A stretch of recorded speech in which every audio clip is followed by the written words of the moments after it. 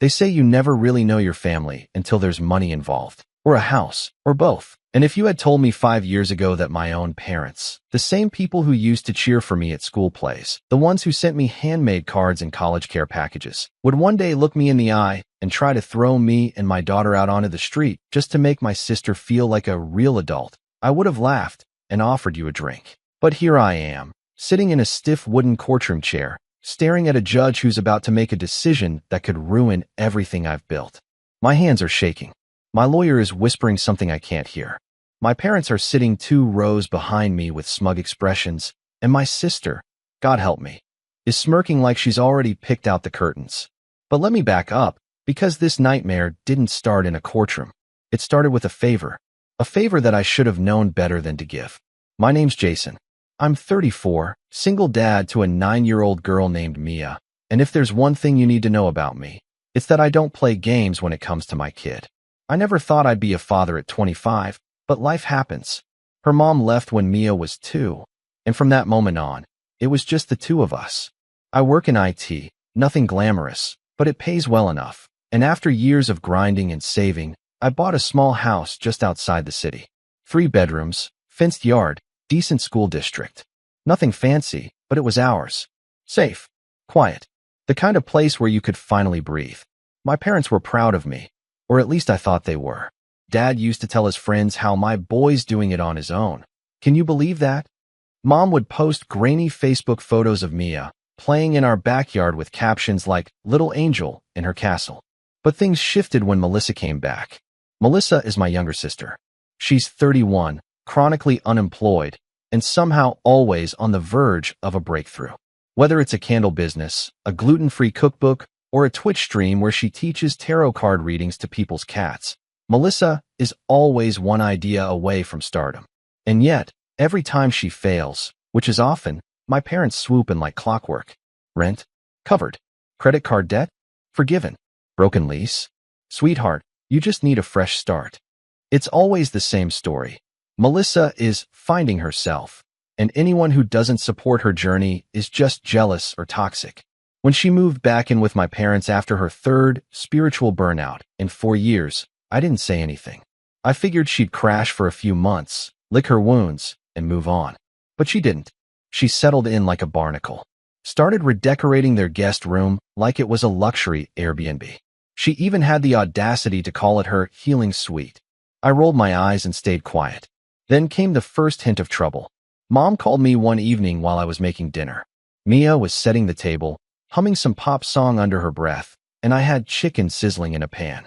Everything felt normal until I picked up the phone. "Jason," Mom said, her voice way too sweet. "Can you come over this weekend? We want to talk." I knew that tone. That was the "we've already made a decision, but we're pretending it's a discussion" tone. I asked what it was about, and she just laughed it off. "Nothing bad, sweetheart. Just something important." So I showed up that Saturday with Mia in tow. She ran off to play in the backyard with their golden retriever while I sat down with Mom, Dad, and Melissa, who was wearing some flowy cardigan and sipping kombucha like she was on a talk show.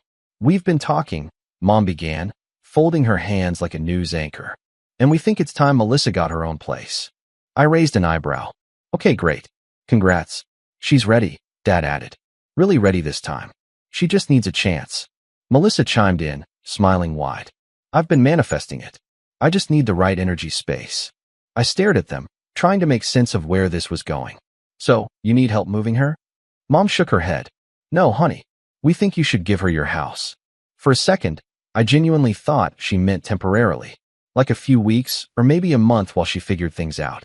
So I asked, cautiously, "You mean let her stay with us?" "No," Melissa said, leaning forward like she was offering me a hot stock tip. "We mean sign the house over. Transfer the deed. You can move into a rental or something, just until you get back on your feet." I laughed. I actually laughed out loud, thinking it was some kind of weird joke. But no one else was laughing. "You're serious," I said slowly. "She deserves this," Mom said, like it was the most obvious thing in the world. "She's never had stability. You've had your chance." "She's not even working," I snapped. "She's not paying for it. And what about Mia? You want to take away her home?" Melissa waved her hand. "She can come visit whenever." The rage that burned in my chest in that moment is hard to describe. It wasn't just about the house. It was about the gall, the entitlement, the fact that they were sitting there, calmly suggesting I upend my life and my daughter's life so my sister could feel like an adult. I stood up. Absolutely not. Not happening. You're being selfish, Mom said sharply.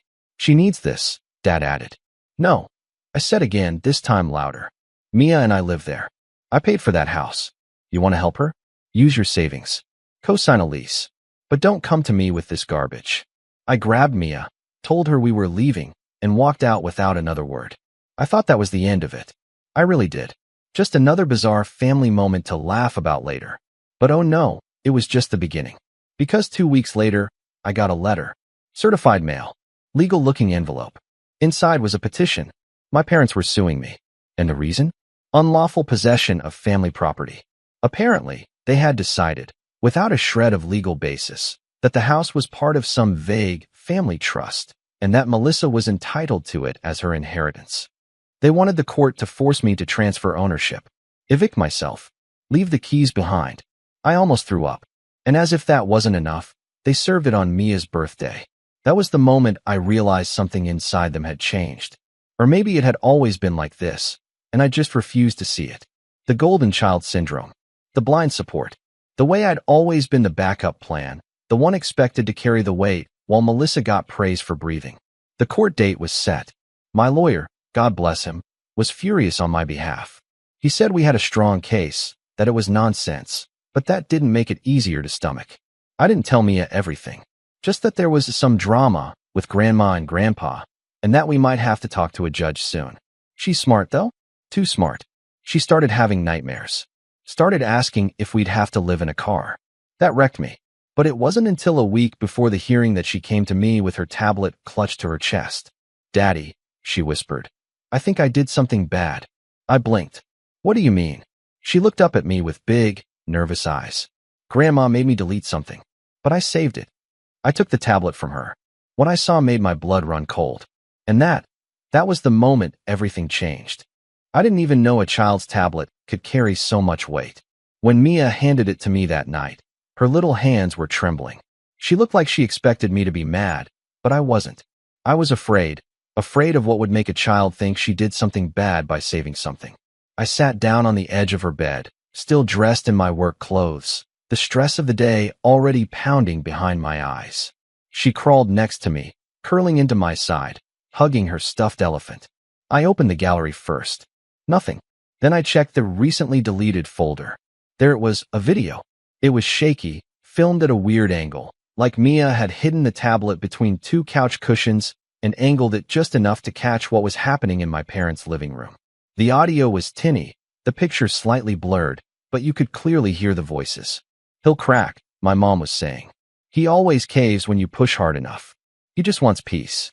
My dad replied. We raised him to be too responsible. He'll think of the kid and fold. Then Melissa's voice, smug and cold. If he doesn't, we sue. Public court, shame him a little. He doesn't have the guts to fight. I'll play the victim, and he'll hand it over to protect Mia. I stopped the video. My vision blurred. They weren't just hoping for a miracle. They weren't praying I'd be kind. They planned this. Manipulated it. Weaponized the one thing they knew would gut me, my daughter, and used her as leverage to take our home. I closed the tablet slowly. My fingers were numb. Mia looked up at me, eyes wide. I wasn't supposed to see it, she whispered. I was coloring in the corner. Grandma didn't know I was there. You did nothing wrong, I said quietly. Nothing. I'm proud of you for telling me. She nodded, but I could see she didn't believe it yet. I didn't sleep that night. I sat at the kitchen table long after Mia had gone to bed, that tablet in front of me like it was a ticking bomb. I played the video again and again. Each time it scraped deeper into my chest. My own mother, the woman who used to rock me to sleep after nightmares, was strategizing how to emotionally blackmail me. My father, who taught me how to change a tire, was talking about me like I was an obstacle. And Melissa? I always knew she was selfish. I never realized she was vicious. The next morning, I sent the video to my lawyer. He called me 15 minutes later. Jason, he said, his voice almost giddy, you just won the case. I don't care if the judge is wearing a blindfold and earplugs. We're going to bury them. I wanted to be relieved, but I wasn't. Not yet, because the real weight of betrayal hadn't hit me until 2 days later. It started with a phone call from my mom. "You have some nerve," she snapped before I could even say hello. "Recording private conversations in our home." I blinked. "Are you serious? You're involving a child in this now? That's disgusting. You forced her to delete it." "I didn't force her." She paused, realizing what she'd admitted. "You're poisoning her against us. You always turn everything into a war." My voice dropped. "You sued me, Mom. You're trying to take my house. You plan to destroy my life." "It's just a house," she snapped. "She needs it more. Melissa has never worked a day in her life. She's been struggling. You've always had it easier." That was when I understood. That was the script they had written long ago. It didn't matter that I worked 2 jobs in college, that I gave up travel, dating, nights out, all to make sure Mia never missed a meal. It didn't matter that I never asked them for anything, while Melissa burned through every safety net like it was disposable. In their eyes, my stability meant I didn't need love, or support, or protection. That was for the one who never stood up. I hung up without another word. But they weren't done. Over the next week, the smear campaign began. It started subtle. Cousins stopped responding to texts. My aunt, who always sent Mia birthday cards, suddenly forgot. I started getting strange messages on Facebook. People asking if everything was okay, if I'd really cut off my parents over money. Then came the kicker. Melissa posted a long, dramatic message on Facebook. One of those vague, but very targeted posts dripping with crocodile tears. Some people will let greed turn them into strangers. I never thought my own brother would evict his little sister and a sick parent just to keep a house he doesn't even deserve.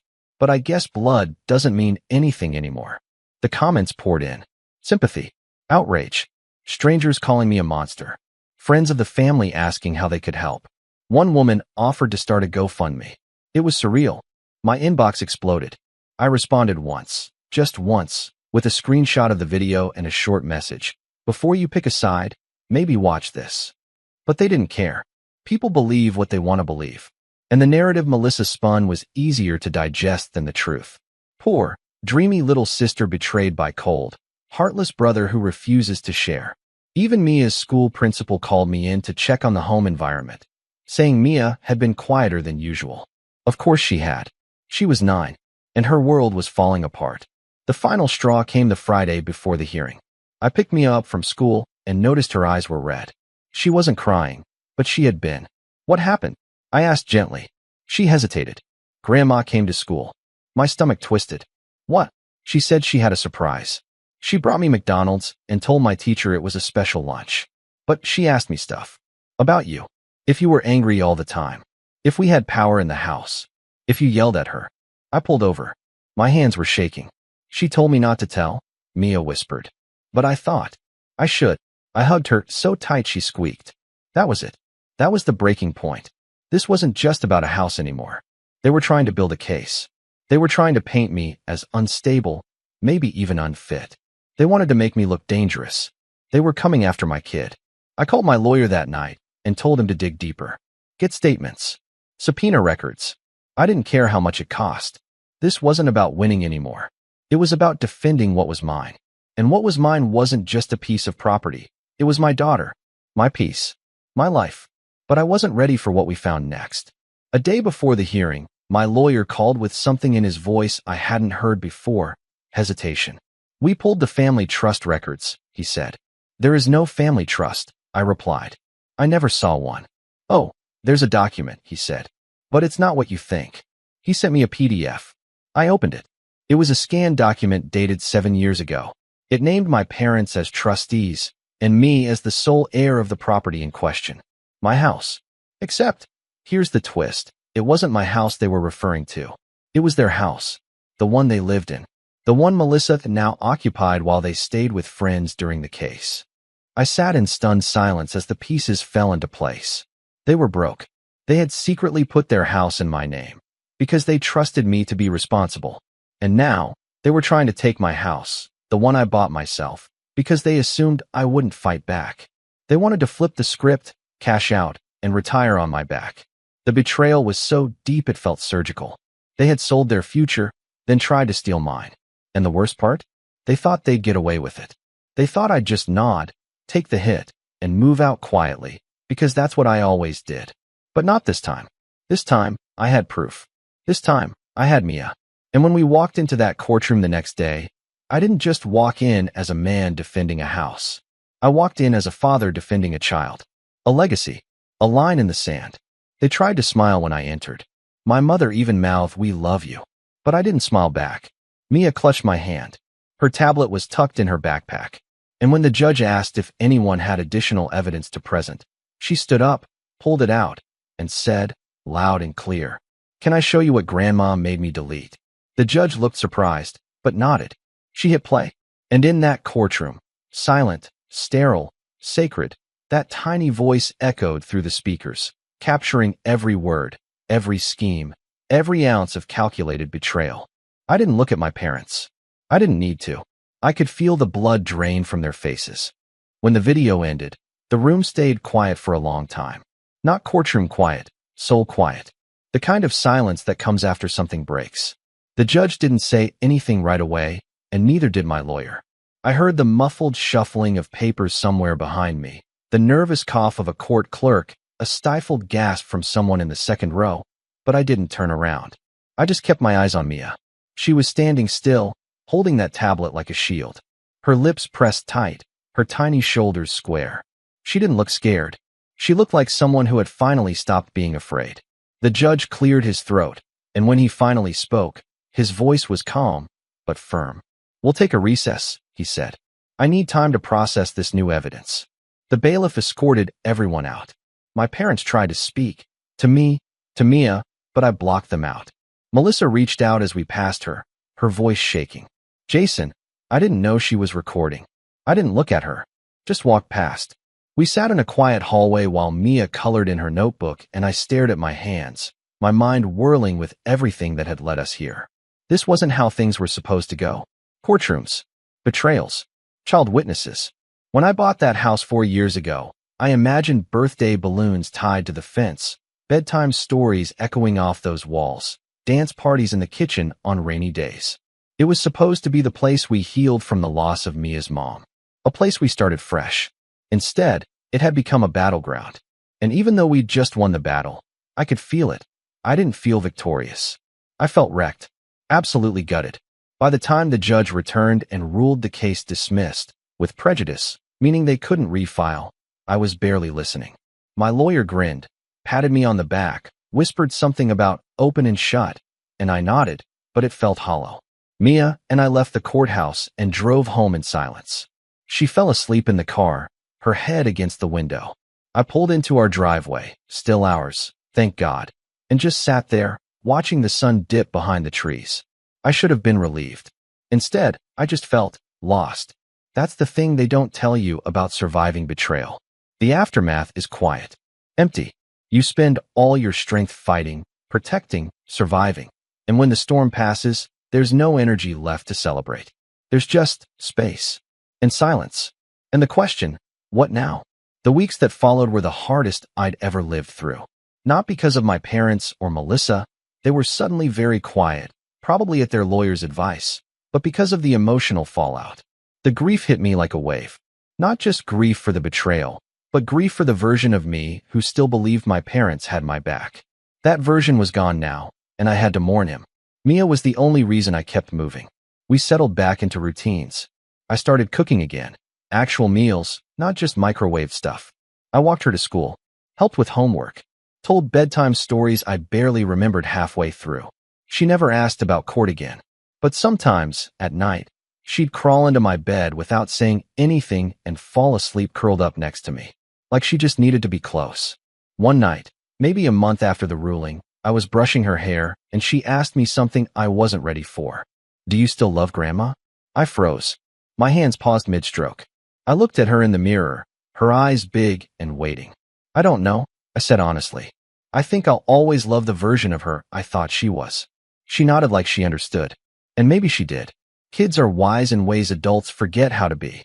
That night, after she fell asleep, I poured myself a drink, pulled out my laptop, and started something new. A spreadsheet. Not glamorous, I know. But it was the start of something. I was done being reactive. Done living in survival mode. It was time to rebuild on my terms. I started small. I mapped out my finances. Mapped out the equity I had in the house. now that it was legally ironclad. Looked at my savings. Started researching programs, grants, part-time business loans, even courses. See, for years I'd done IT work as a stable 9-to-5 job. But I'd always dreamed of building something of my own. Something digital, scalable, flexible enough that I could be there for Mia more. A side hustle turned full-time dream. But I'd never had the confidence. Or maybe I just never had the push. Now I had both. 2 months later, I launched my first web-based service, a subscription platform offering virtual IT support for small businesses that couldn't afford full-time tech help. It wasn't flashy, but it solved a real problem. And it started growing faster than I expected. By month 3, I had 10 regular clients. By month 5, I had 25. I hired a virtual assistant, then a junior tech contractor. The work came steady, and for the first time in years, I felt like I wasn't treading water, I was swimming. Hard, fast, free. Mia noticed the difference too. I laughed more, slept better, took her to the park on weekday afternoons, taught her how to code simple animations on Scratch. She made one of a kitten throwing tacos and showed it off at school. Her teacher emailed me to say Mia seemed more confident, more expressive. I teared up reading that one. But that didn't mean everything was perfect. The family stuff lingered. My parents hadn't spoken to me since the ruling. Melissa had posted some vague Instagram story about letting go of toxic energies, followed by a photo of her holding a latte shaped like a mushroom. Whatever. Then, one day my mom showed up. Unannounced. It was a Saturday. Mia was at a friend's birthday party. I'd just come in from mowing the lawn and found her standing on the porch like she belonged there. "Jason," she said softly, "can we talk?" I didn't invite her in. We stood outside, sun beating down, cicadas buzzing in the trees. She looked smaller, older, tired in a way makeup couldn't cover. "I just wanted to say I'm sorry," she said. "I know that probably doesn't mean much now." I didn't answer. She continued, her voice cracking. "I thought I was helping. Melissa, she's always been so lost, and I just thought, if she had a home, maybe she'd settle down." "You tried to destroy my home to give her one," I said. She flinched. "I know." There was a long pause. "She's your daughter too," she said eventually. "So is Mia," I said. "But that didn't stop you from manipulating her, interrogating her at school, making her feel unsafe." Tears welled in her eyes. "I didn't mean to. You didn't care what it would cost, Mom. That's what hurt the most." Another pause. "Your father's sick," she said suddenly. "Early-stage Parkinson's. We found out a month ago." I swallowed. Hard. "I thought you should know." I nodded, but said nothing. She looked at me like she wanted me to say something else. Maybe forgiveness. Maybe comfort. I didn't have either. Finally, she turned to go. But before she left, she looked back. "I hope, one day we can fix this." I didn't answer, because I didn't know yet if I wanted it fixed. But I did know this. I was no longer the person who would break himself in half to make everyone else comfortable. Not anymore. That night, I sat Mia down and told her gently about her grandpa's illness. She nodded, solemn. "Are we going to see him?" she asked. "Do you want to?" She was quiet for a moment, then shrugged. "Not yet." "Okay," I said. "That's okay." She leaned against me. "Can we go get tacos tomorrow?" I smiled. "Absolutely." The next few weeks were quiet, peaceful, productive. I poured myself into the business, into fatherhood, into rebuilding myself. Not just financially, but emotionally. I started therapy, virtual sessions at first, then in person when I felt ready. I unpacked the guilt I'd carried for years. The way I'd always been the strong one, the provider, the fixer. Turns out, always being the responsible one isn't just exhausting, it's lonely. But I was learning to ask for help, to draw boundaries, to protect my peace. And one night, 6 months after the court case ended, as I sat on the porch watching Mia chase fireflies, I realized something. I hadn't just survived the fall. I'd risen from it. Wiser, stronger, clearer. But what I didn't know yet, what was still coming, was that Melissa wasn't done. She'd lost the house, lost the case, but she hadn't lost her ambition. And her next move was going to shake everything I'd just rebuilt. It started with a ping, just a casual notification on my business phone, an email from an unfamiliar address, subject line, "You should know what she's doing." I almost ignored it. Honestly, I get weird spam all the time, people pitching shady crypto deals or offering to skyrocket my online presence for a monthly fee. But something about this one made me hesitate. It wasn't the subject line or the sender. It was the attachment. A single PDF, cryptically named for JSON.pdf. I clicked. It was a screenshot of an application. A grant request to a women's entrepreneurial fund. The business listed? Meltech Innovations. The founder? Melissa. I blinked. Her pitch was polished. Too polished. It used buzzwords like AI integration, virtual IT optimization, and subscription-based client scaling. It even included a projected earnings graph suspiciously similar to one I had used in a pitch deck 6 months ago, except hers was formatted in pastel colors and used a slightly fancier font. No way. I scanned faster. There it was. The services section was a direct copy of my own site, only reworded slightly to sound more feminine and intuitive. The worst part? She'd included client names, my clients, claiming to have worked with them in a freelance capacity. I felt the blood drain from my face. This wasn't just a lazy copycat scheme. She was impersonating my work, my business, the one thing I had built from the ashes. She was riding the coattails of my success, slapping glitter on it, and passing it off as her own revolutionary idea. I checked the bottom of the email again. No name. Just, figured you deserve to know. Do what you will. A friend. That night, I barely slept. I paced the living room until 2 a.m., going through every stage of anger possible. First came disbelief. She wouldn't dare. Then the fury. How dare she? Then the confusion. Why now? What's the angle? And then clarity. This wasn't random.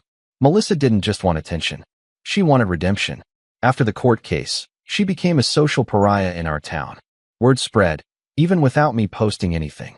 That courtroom video didn't stay secret for long. My lawyer leaked it accidentally when a journalist from the local paper started snooping. It didn't make front-page news, but in a town like ours, all it takes is one shared Facebook post to light a match. Melissa went from the dreamy, misunderstood sister to the manipulative fraud who tried to evict her own niece. Her Instagram followers dropped. A few of her wellness clients ghosted her. Suddenly, being the quirky victim of a cruel brother wasn't marketable anymore. So what did she do? She pivoted. She took my business model, literally lifted from emails and screenshots she must have accessed during our brief reconciliation period years ago, and turned it into her comeback tour. But here's the thing she didn't realize. She picked the wrong battlefield. See, in the courtroom, things move slow. There's procedure, civility, a burden of proof. But in business, it's chess, and I don't lose at chess. The next morning, I got to work. First, I verified everything. I downloaded her full pitch deck from the grant committee's public archive. I cross-referenced her past work section with my own client list. 7 out of 10 businesses she listed had never even heard of her. The other 3? Still working with me. Then I checked her LinkedIn. She'd listed herself as the founder and lead consultant at a company she claimed had been in operation since 2020. Cute. My lawyer, Eric, was the first person I called. She what? He barked when I told him. She cloned my business. I said. Name changed, branding tweaked, but the pitch, services, and structure? Mine. Word for word. Send me everything. We might be looking at IP infringement. Possibly wire fraud if she received any payments using your credentials. Should I go public? Not yet, he said. Let's build this right. So I did. For 2 weeks, I collected everything. Every screenshot. Every line of code that matched. Every client testimony. I even discovered she'd used AI to rewrite a few of my blog posts for her business blog. Same structure, same subheadings, just fluffed up with spiritual buzzwords. I created a folder titled The Melissa Files. Meanwhile, I reached out to the anonymous sender. Just one sentence. Thank you. Want to help more? They replied within hours. Turned out, it was someone on the grant committee who had recognized the name from my business blog. They'd done a double take when they saw her pitch, and after digging a little deeper, realized the plagiarism was too bold to ignore. Her application is still pending, they wrote. But if you send us documentation, we can pull her before the final round. Quietly. No press. I smiled. But quietly wasn't my goal. Melissa had tried to bury me. Smear me. Use my daughter as leverage. I wasn't about to let her slink off with a slap on the wrist. So I kept digging. And that's when I found the golden ticket. Melissa had signed a consultancy agreement last year with a startup that had since gone under. On the surface, it looked harmless. except that the contract she uploaded as a client reference on her grant pitch included my old logo. The logo I used during my soft launch phase. The one I had since rebranded from, but had still registered under copyright. I sent it to Eric. He replied within minutes. She's cooked. We filed a cease and desist letter. Public. On record. Delivered by courier. With a 30-day window to retract all claims and issue a public apology or face full legal action, including damages for impersonation, brand theft, and fraudulent misrepresentation. But I wasn't done. Not yet. I scheduled a call with 3 of the grant sponsors, corporate donors who were listed publicly. I pitched them a short story. What happens when people game your process using someone else's life's work? They were furious. Apparently, this wasn't the first time someone had tried to pull a fast one. But rarely was the evidence so airtight. Are you planning to go public? One of them asked. I paused. Yes, but not until she has enough rope. So I waited. 30 days passed. Melissa didn't respond to the CND, didn't take down the site, didn't correct her portfolio. In fact, she doubled down. Posted a video to TikTok about how big tech bros were trying to silence visionary women in STEM. It got 200 views. I waited one more week. Then I struck. I sent the full dossier, screenshots, recordings, video proof, legal filings, to a tech-focused journalist who followed my work during the early launch of my platform. He loved a good underdog story. And when I told him what had happened in court 6 months ago, he nearly dropped the phone. Jason, he said, this is bigger than a business feud. This is family fraud. This is betrayal, intellectual theft, and emotional manipulation. I let him run with it. The article went live the following Monday. Headline: Sister Act. How one woman tried to steal her brother's startup and got caught by a 9-year-old. It blew up. Reddit, Hacker News, LinkedIn, even a few parenting blogs picked it up. And suddenly, Melissa's carefully curated image wasn't just cracked. It was shattered. Sponsors pulled out. Her grant application was revoked. Her domain host suspended her website pending legal review.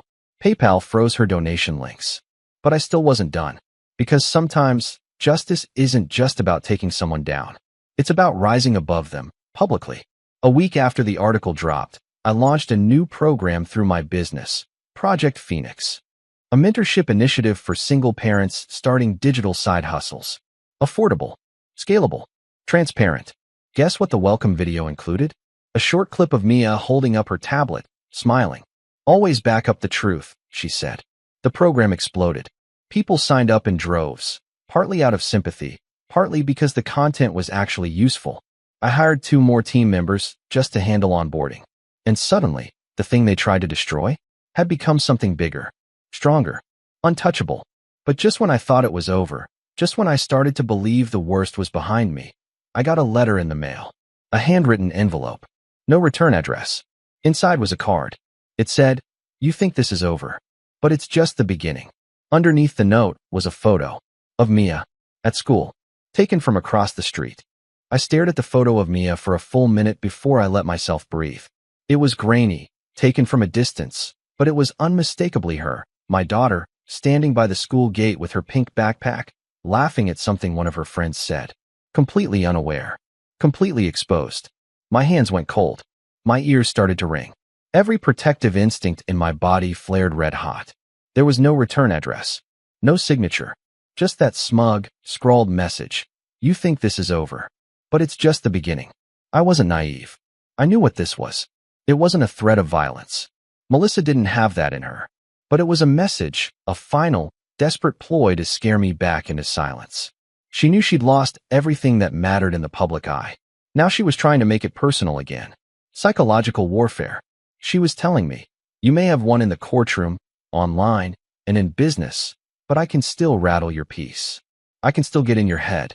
And for about an hour, it worked. I sat in the living room while Mia did her homework in the next room, fighting back the primal urge to scream, to punch a wall, to call the police, the school, every authority I could reach. But something stopped me. A thought, quiet but persistent. This is her endgame. She wants you to panic. So I didn't. Instead, I pulled out my phone, snapped a photo of the letter and envelope, and sent it to Eric, my lawyer, with the subject line, "Last nail." He called me 10 minutes later. "This is it," he said. She's crossed into criminal territory now. Harassment, stalking, potential endangerment of a minor. We can loop in the DA. Do it, I said. And Jason? I've already talked to the judge from your last case. If this is her idea of revenge, she just handed you a sledgehammer. Over the next 48 hours, things moved fast. We filed a restraining order, not just against Melissa, but my parents too. After all, the court case had proven they were co-conspirators, and the photo made it clear that someone close to Mia's daily schedule had provided that timing. My guess? Melissa had been watching from a distance, using someone else's car, parked near the school. Creepy, yes. Illegal? Now it was. The restraining order was granted within the week. But I wasn't done yet. This time, I wasn't just going to defend myself. This time, I was going to end it. And I had the perfect plan. I knew Melissa had been trying to recover her image. A few days before the photo arrived, I'd seen a new profile pop up online. Different name, but same face, different hair color. She'd started a rebrand. A podcast. Healing After Betrayal. The bio said, helping women navigate narcissistic siblings and family estrangement with grace and resilience. It was almost funny. I could have let it go. Could have laughed at the delusion. But that photo? That crossed a line no parent would ever forgive. So I reached out to a friend of mine, Nina, who ran a podcast review site and occasionally consulted for platforms. She had serious pull with hosting services. I sent her Melissa's new account, explained everything, and asked her to keep tabs on the uploads. 3 days later, Melissa uploaded her first episode, a dramatic monologue about how it feels when the people you love most turn into strangers.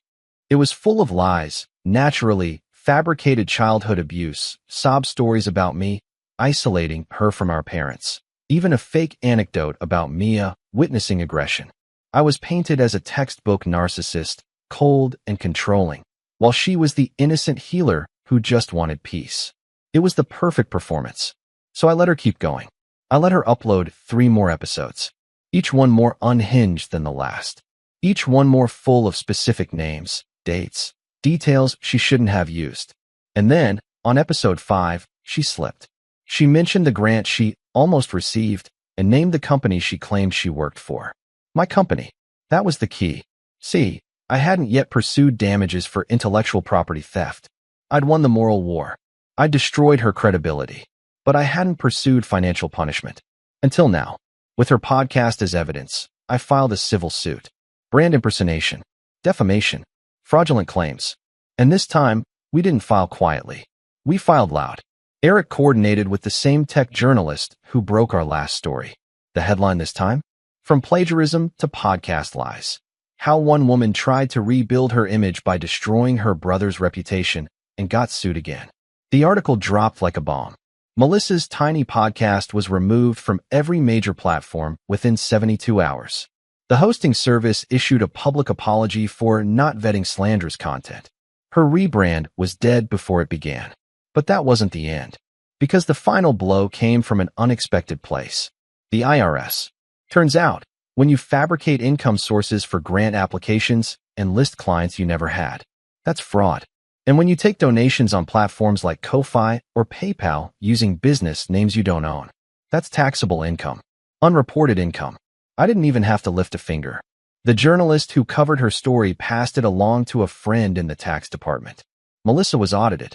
And I heard through the grapevine, through a distant cousin who still occasionally texts me holiday greetings, that she owed nearly $17,000 in back taxes and fines. She'd have to liquidate her car, move out of her apartment, and shut down her bank account just to keep her head above water. My parents tried to help, of course, but there wasn't much they could do. Because I had filed the restraining order against them too, and when they tried to contact me as school again, this time pretending to be emergency contacts, the school immediately notified me. That resulted in a court citation. They were fined for violating the restraining order. It hit them hard. Their names were flagged in county systems.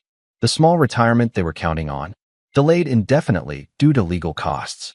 For the first time in my life, I didn't feel guilty. I felt calm. It wasn't about revenge anymore. It was about justice. It was about drawing a clear line and saying no more. Months passed. Mia thrived. She started a coding club at her school.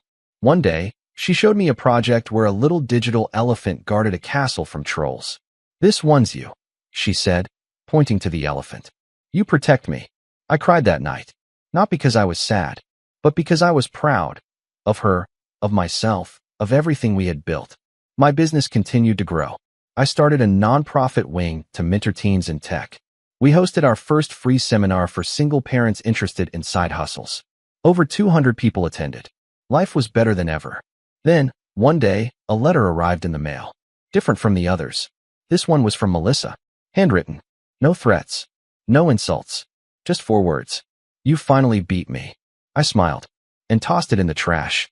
Because I hadn't just beaten her. I had outgrown her. And that was the best revenge of all. What are you doing, Joy? What you up to? What doing? I just finished meal prep, and then we're gonna do spicy noodle challenge.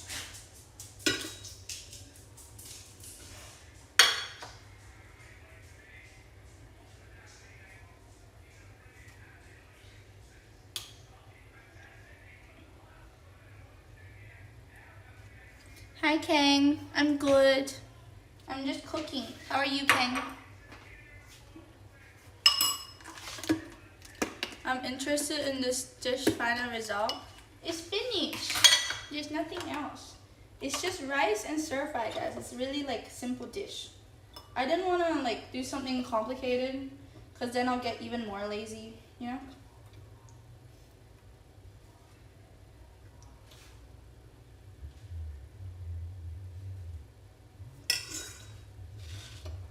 So we got the rice and then we got the beef.